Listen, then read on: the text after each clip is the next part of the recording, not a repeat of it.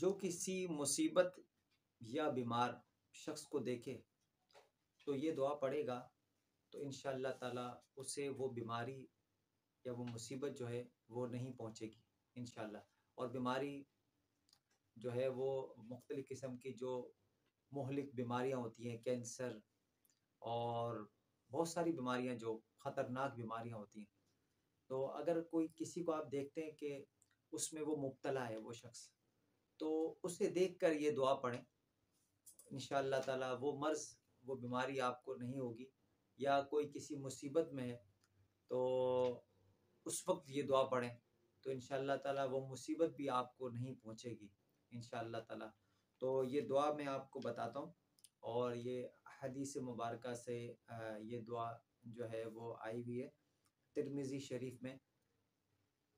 بسم اللہ الرحمن الرحیم، الحمد للہ الذی عافانی مما ابتلاک به وفضلنی علی کثیر ممن خلق تفضیلا۔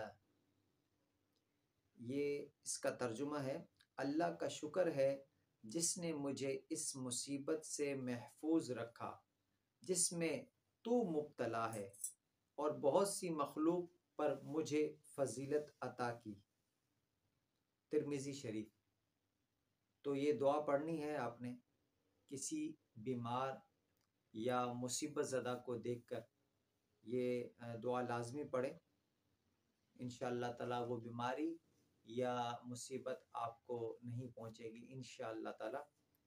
اور ہمارے چینل کو ضرور سبسکرائب کریں کہ آپ کو ایسی ویڈیوز وغیرہ ملتی رہیں۔